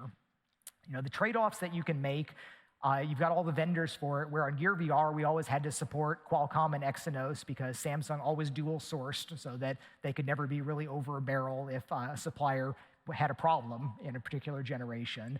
And we can look at Qualcomm, Exynos, cheaper places like MediaTek and some of the other specialty silicon places. But we have a great relationship with Qualcomm. I'm really happy working with them. I advocate certainly for us to be sticking with Qualcomm for a while.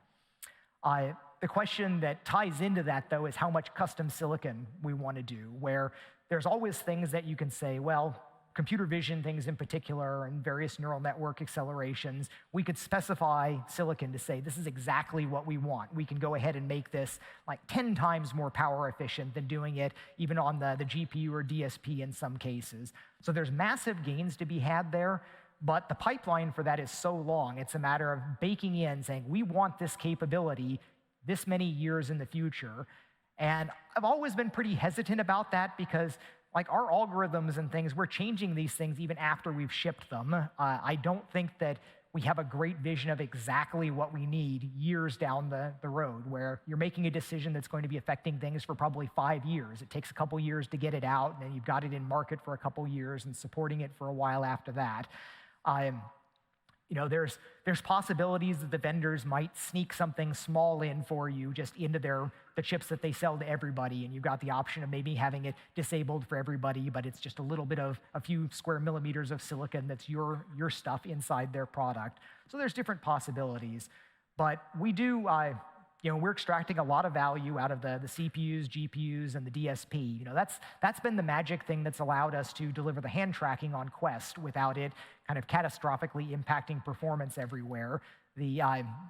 The DSP that we used for a little bit of the computer vision tracking work, it still had a fair amount of extra potential open for it there. So we were able to get most of the hand tracking work done either on the cores that we were also using for vision or on the DSP there without impacting the main resources, the CPU and GPU that we give to the developers.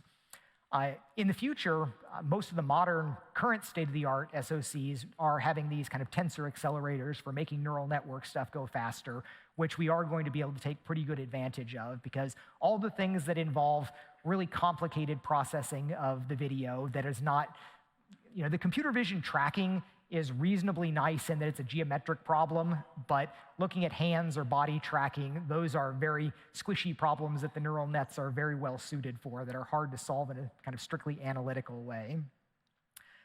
RAM has been a little bit of an issue where we kind of promised developers more RAM than they actually got. We were saying like 2.75 gigs, and you don't really get that much in Quest. We are still struggling internally to kind of give that back to you, what we sort of promised. There's a lot of things that we can look at, like swapping to compressed memory, swapping to actual flash. We are kind of turning the screws on all of our internal apps and systems. But there's going to be a terrible hammer coming down as we start to support multitasking, which is very much on our way of being a productivity system. We want to be able to support multiple apps at the same time. Well, you will just eventually run out of memory. And I think at some point, we need to embrace something that's more of a big hammer, like swapping approach for things. And then we can at least get everything out of the way when a game is running. But the easy solution, of course, is to just say, throw more memory at it. But it will always be a problem at some point. We will have this nice period where when we go to a new generation, all of the old hardware all of a sudden has tons more memory, but it will be no time at all before all that memory is then used up for all the new things. The power management, like I mentioned before, battery capacity and weight is a huge question where we have I don't know whether it's an equal number of people, but we have plenty of people that say both the battery runs down too fast and the headset is too heavy. They directly trade against each other. We could make a headset that lasts all day, but it's going to have a brick of a battery attached to it. And similarly, we can save a whole lot of weight on the headset by just putting in a teeny tiny battery that just only lasts an hour or something. So we are continuously kind of reevaluating that trade, and it's not like you can exactly choose anything on the slider. It's a notchy slider about exactly which batteries have which charging options and which sizes. Can we make them flexible to fit into a back strap? Lots of different questions there. Again, the charging speed, it would be nice to have the super high speed charging where you can just kind of really cram a lot of the power in quickly. Some people have asked for the possibility of wireless charging. It's very slow trickle charging, but if you can just set your headset down on the pad, that might be nice for some things. We have a notification which never seems to work right for me from the Oculus Companion app saying, your headset needs to be charged. I get that notification when I finally plug it in, so something's not going right with that. But it was a common problem of people set their headset over, they didn't plug it in. The idea was it's bad for your VR retention if somebody says, oh, I wanted to go play VR, I hadn't in a week or two, and the headset's dead. You've just kind of lost one of your relatively small number of shots at them getting that. So it's a good idea that I want to make actually work correctly. On the external ports, so USB has the options in some cases of wiring video directly through it for some cases, but I suspect in the end that's not actually going to be useful for us because the limits of the display port that you can do over most of those cables aren't going to be as high of resolution as we want, so we would want to do some compression sort of thing better. So I think we're better off taking the step to doing compressed encodings for remote rendering than to actually use the dedicated wired hardware for that. But it is an option for some things. Plugging more things into the USB port, I was pretty shocked at how much power the little USB sticks draw for memory, or just when you plug them in to play a video or something off of them. It was over a watt for the one that I was checking, which is a staggering amount for the tiny little crumb of flash drive that's sitting there. But I think that's a useful peripheral. And it is nice that because we are essentially an Android system, a surprising number of things do kind of work when you plug them in with joysticks, keyboards, mice. For doing a lot of the productivity things, it's nice that a lot of those things work. And we're slowly getting our system software, giving it a UI to be able to do that without having to go through really obscure paths. On the wireless communication side, we've got options of higher-end Wi-Fi that lets us gives us plenty more bandwidth and hopefully less latency for remote rendering. One of the worries is some of the bands get so crowded that even if you theoretically have enough bandwidth, you might have 5 neighbors that have access points that are polluting all the things with what's going on there. Something that I learned on Go that I didn't realize, that if you're on a classic 2.4 gigahertz Wi-Fi, we have to cut the bandwidth in half because we have to share it with the Bluetooth for the controller. If you're on 5 gigahertz, then that's not a problem there, but that turns out to be an issue for some of the high-rate streaming things. It's exciting to find out how many tweaks that we've got at the firmware level for making remote rendering work better across the existing Wi-Fi links. Another thing that I was kind of surprised to learn is that you essentially don't drop packets over Wi-Fi, which sounds, it sounds unlikely with all of that going on, but the access points just continuously retransmit, so instead you get a very long delay of potentially these 100, 200 milliseconds. But you can tune a lot of things to change this. So the idea that if we tune everything that's in our headset and we offer maybe a little plug-in dongle or some kind, there are a lot of these little Wi-Fi things you just sit on your USB port. And if we do something like that with custom firmware changes, then we can make a super high-quality Wi-Fi experience. So I'm pretty excited about that direction. And then we always get asked about 5G. How's 5G going to impact VR? And mostly that comes from a pull from the 5G vendors want some magic, cool, awesome hook for why you need 5G. And really, it's just more bandwidth. It's just like a good Wi-Fi connection that you've got everywhere.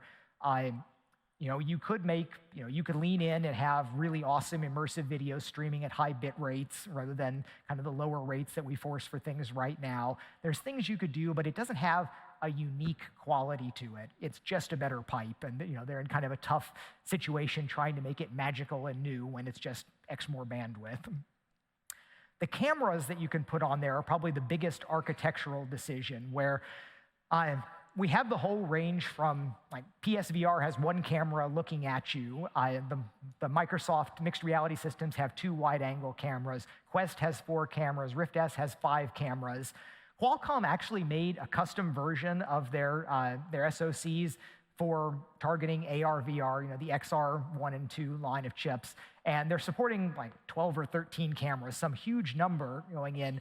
But you can actually run through that number pretty quick if you're if you think about it, you want 5 tracking cameras, maybe 2 eye tracking cameras, 2 cameras for face tracking, 2 color cameras for mixed reality pass-through, 1 dedicated depth sensing camera. It all adds up. And I do tend to think that that sort of spider eye VR headset is probably not the best direction to be going for things. They're not free. They're not massless. They take work and effort to wind up making them do all the things that you want them to do for the reasons that you put them in there. But there's legitimate questions about exactly how many cameras, where I always thought it's likely that kind of the end state of this is probably 2 wide-angle cameras, but my Beat Saber habit might be encouraging me to have more cameras for better hand tracking or better controller tracking. As a little side note about that, one of the things early on that was an important decision for Quest is when we were deciding how we were going to set up all the cameras, there was the question of how you angle all of them. And for optimal controller tracking, having all of the cameras pointing in essentially different directions gives you the broadest chance of being able to pick up a controller in any given place. But I was fairly insistent on I wanted binocular overlap to be able to do, to make hand tracking better and to be able to do some of the possible mixed reality things there. And for a while, it was looking like we probably weren't going to do hand tracking on Quest. So I'm really happy now that we did decide to push ahead on that, and lots of work has gone into kind of getting that to the state that it is now. And very much like our controller tracking, we can expect that to continuously get better through the kind of the life of the product.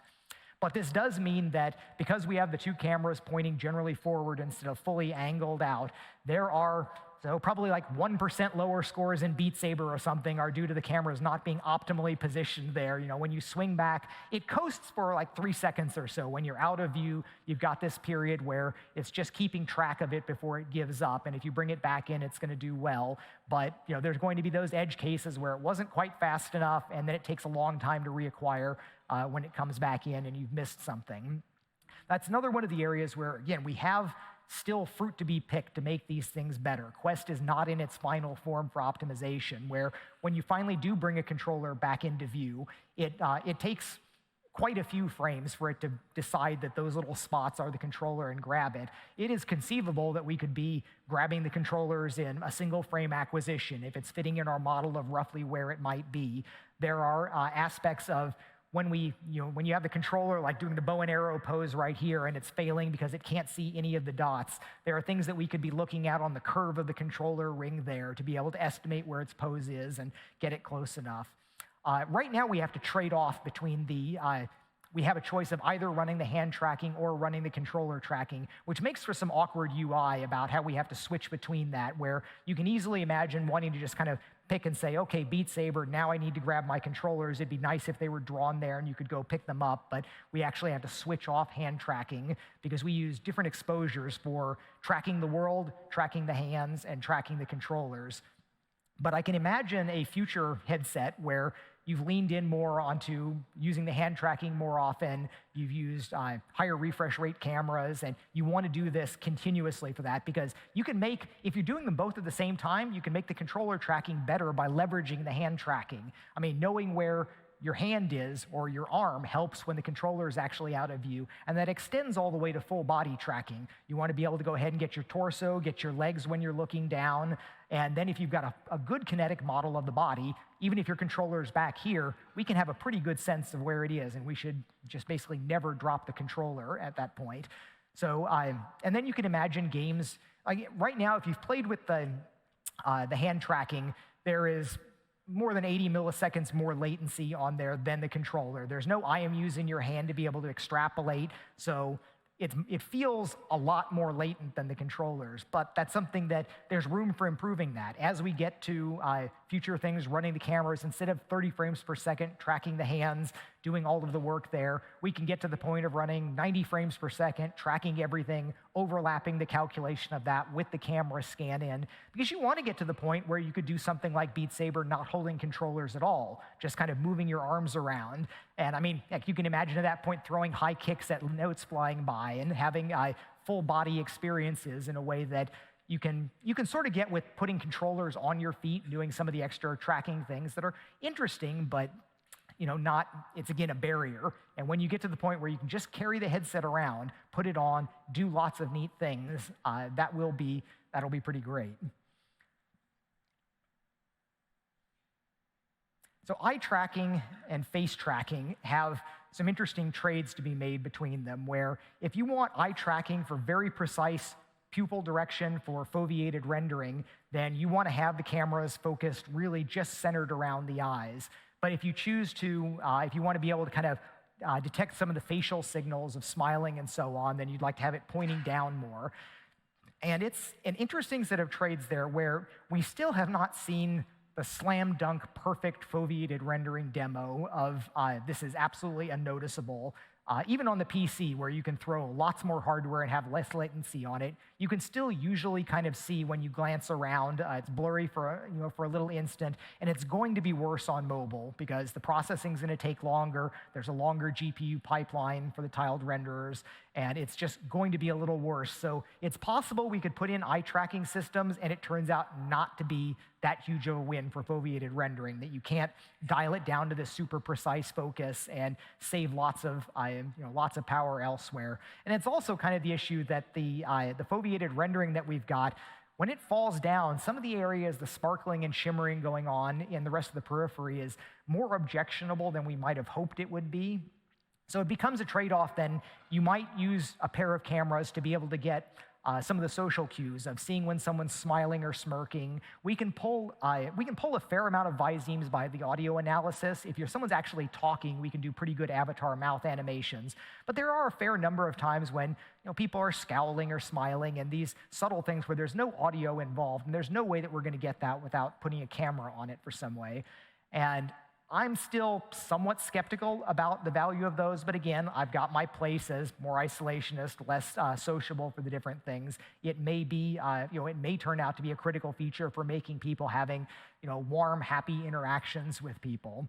So, and I've got my please wrap up. Other sessions are starting. Okay, well, we can carry on in the halls for a little bit. I've got one other thing to get to after this, but I'll be around the rest of the day and available. Thanks, everyone.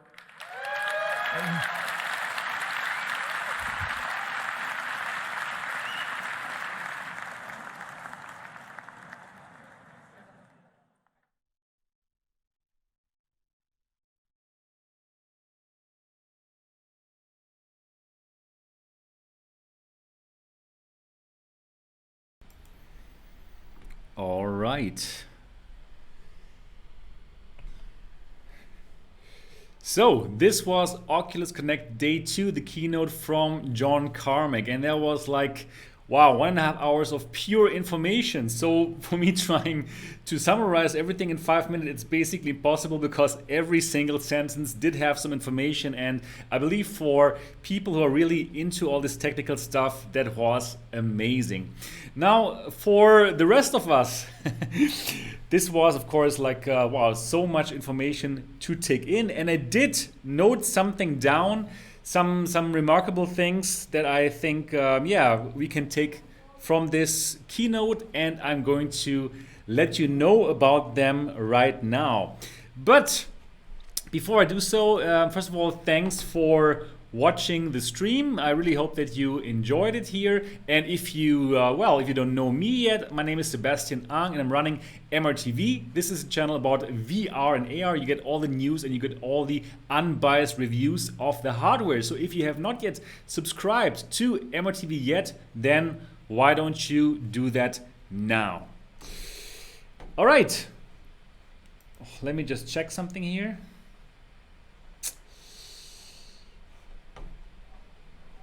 Okay.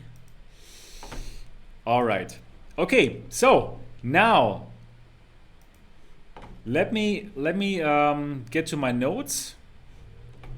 Guys, can you see me and can you read me? Because at the moment my the browser doesn't work. Yeah, this is live. This is live. But I do think. Oh, now it's reloading. Oh yeah. Okay, we got the. Yeah. All right.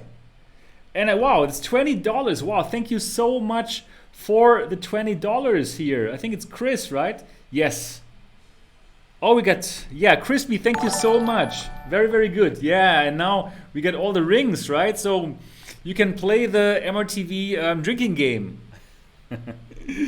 Thank you. All right. So let me do like a little summary, even though that's impossible, but let me tell you what I noted down at least. So let me do that now. So first of all, for all of you who've been wondering, what does he mean when he's talking about remote rendering on Quest? Let me just translate that for you. He's talking about the Oculus Link because remote rendering means that the picture is being rendered on your computer and sent to your Quest. And by the way, for all of the Quest people who are very happy about Oculus Link, let me tell you, you still need a gaming PC. So I'm kind of sure that there's quite a few people who have the Quest now and who are super happy, like, wow, amazing. Now I can play all the Rift titles. Guys and girls, you still need a gaming PC. You still need a gaming PC to make that happen. So if you attach your Quest to your Chromebook, you will not be able to play Rift games. You do need a gaming PC that is able to play Rift games, right? I mean, yeah, you guys know it, most of you know it, but not everyone will know that. So when he was talking about remote rendering on Quest, actually what he was talking about is the Oculus Link. So connecting your Quest to your gaming PC and the Rift games being rendered there and sent to the Quest and being remotely rendered and shown then on the Quest.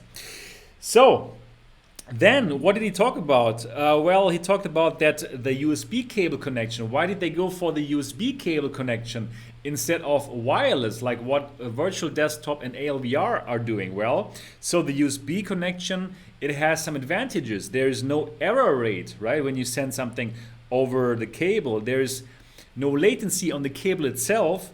There's enough bandwidth, and they're using like 150 megabit per second. So they were thinking about, should they do that on a Wi-Fi connection? And they came to the conclusion, no, because they simply cannot make sure that the results are up to their quality standards. So yeah, that's why they chose to go for the USB connection instead of going like wirelessly. So if you want Wi-Fi, well, it doesn't work fine. That's what he said, and that's why they went for the USB connection. Then he said something which I found really interesting, and it was like, actually, if Qualcomm would allow him to directly program the Snapdragon SoC directly, then he would be able to deliver Rift games on the Quest with a lower latency than on the Rift itself. And that has to do with the Oculus Quest being an OLED display headset and the Rift S being LCD, because for LCD you have to wait for all of the picture being rendered, and for OLED you can do something like a rolling where you have all the scan lines, and in that moment you can already show them. So if Qualcomm let have Carmack his way, he could make the Oculus Quest Link, the Oculus Link, make the Quest show the show the games with a lower latency than on Rift. But well, Snapdragon or Qualcomm doesn't allow this, so that's why you won't see that. And actually he did say there is a higher latency on the Quest when you play Rift titles over Oculus Link. That was something interesting. And so unfortunately you will have a bit more latency when playing Rift titles through Quest with Link. And that's exactly what I also heard from some of our VR community who actually tried that at Oculus Connect 6 yesterday. They did say it's probably 90% or 95%, but you can still feel it does have more latency than the Rift S. So Rift S, not dead yet. All right. Yeah. Also, you have less quality. You have less quality on the Oculus Quest when you use Oculus Link to play Rift titles, because the picture has to be compressed. Anyways, he is proud of what he has achieved. Yeah, exactly. Rift S saved, says G dot underscore. Right.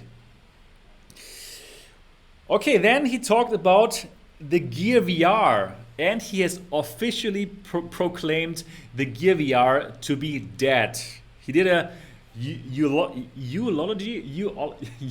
I don't know how to say the word. I'm sorry. Eulogy. I'm not sure.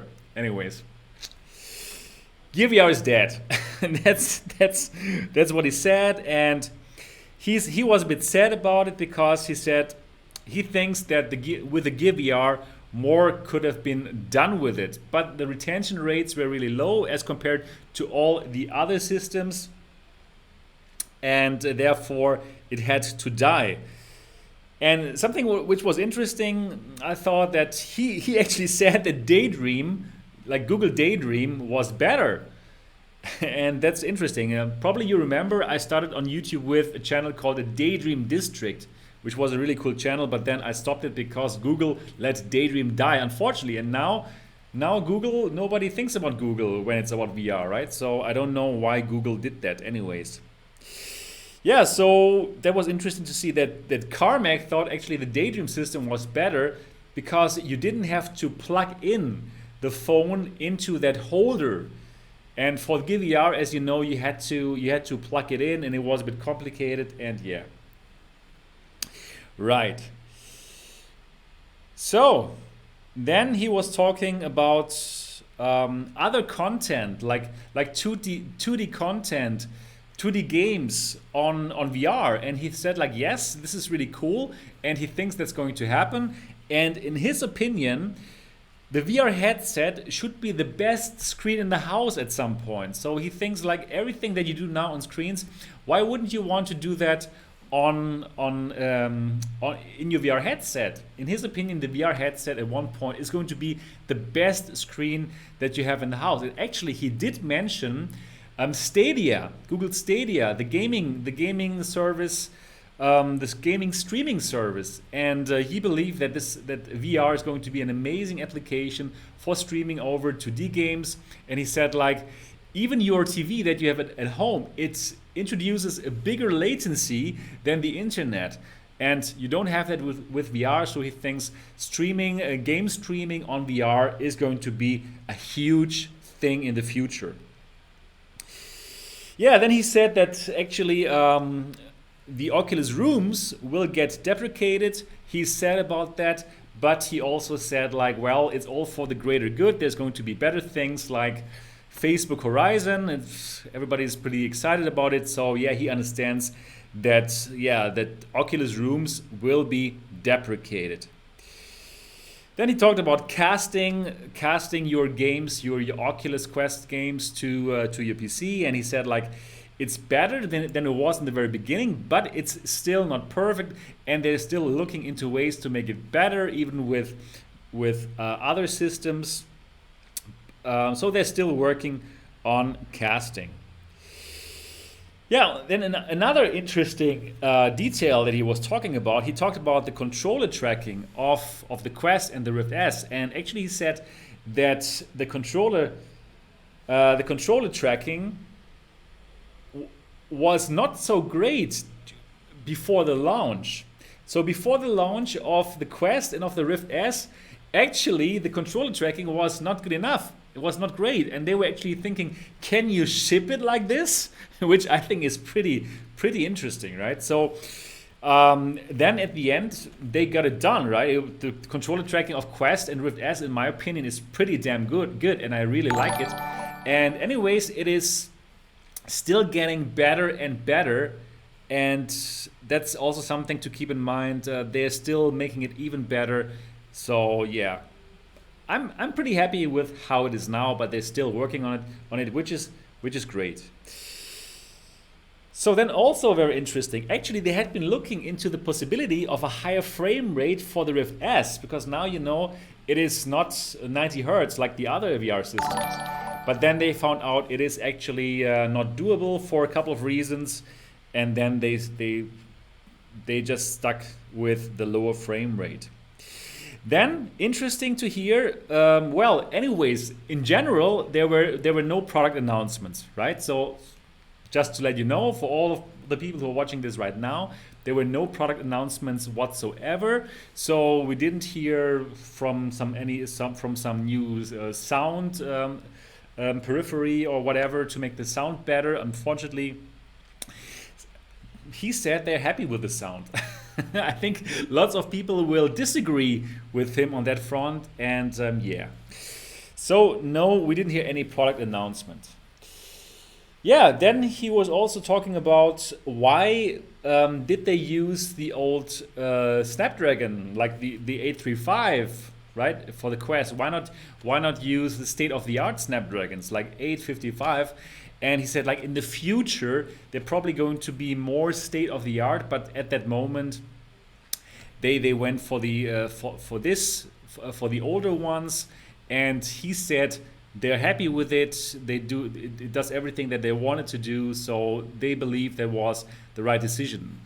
But actually, he didn't really go into why exactly they went for it. Probably because of pricing. At the end, anyways, they were happy with going for the Snapdragons, for the older Snapdragons. And then in terms of what kind of SoC they're going to use in the future, they said that Carmack said that he is going to want to stick to Qualcomm Snapdragon, or to Qualcomm in general. They're working together really fine, and yeah, he wants to keep on working with Snapdragon, but they're also looking into other SoCs that are probably cheaper, like MediaTek and others, and so forth.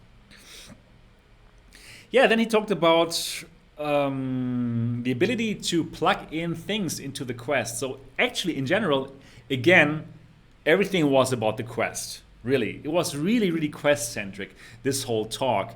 And it really shows, like, internally, they're thinking about where to bring Quest.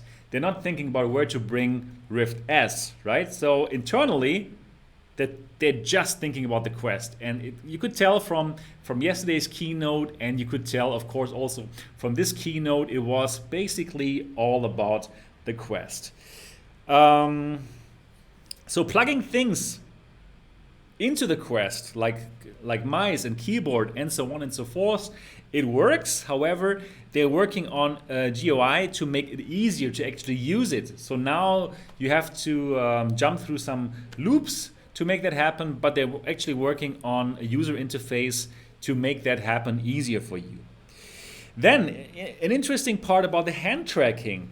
So for the hand tracking, Carmack says that at the moment, when you use the hand tracking right now in its current state, actually the hand tracking, it has way more latency than the controller tracking. But he said, like, hey, we're still at the beginning of this, and he pushed actually for the hand tracking to be a thing, and that's why they actually made it happen. But at this moment, there's way more latency than with the controller tracking. But he also said that actually, of course, they are improving it. This is only the first version, and they are going to make it way better. So we should simply wait and see more iterations coming. And yeah, well, I believe that with their ingenuity that they've shown before, they will actually going to make it happen. Yeah, and then, wow, he said so many things. I think that these were the most important parts that I took from that speech, from that keynote of the second day. And then abruptly, everything was over. So there was not one, like, he didn't like slowly fade out the whole thing. It was just like, boom.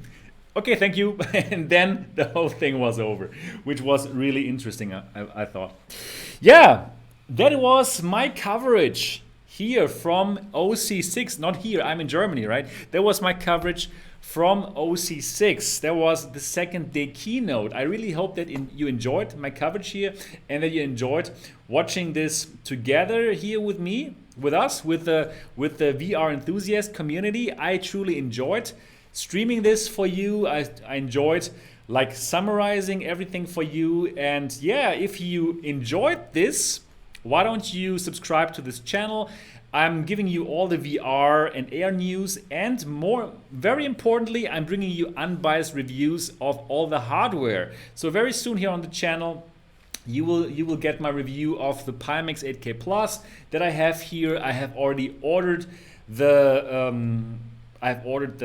Cosmos, the HTC Vive Cosmos, and basically everything that's going to be on the market, I'm going to buy it for you, and I'm going to review it in an unbiased and honest way. So yeah, if you have not subscribed to this channel, do so now. Yeah, actually, these rings, they mean that somebody subscribed. And so definitely do and subscribe now if you would like to have more of this coverage, because this channel is very, very good. That's it. Give it a thumbs up and subscribe to the channel if you enjoyed it. And yeah, I'm very much looking forward to see you in the next episode. Oh. No. Now I clicked on the wrong button. Damn. Let me do that again. I'm very much looking forward to see you in the next episode.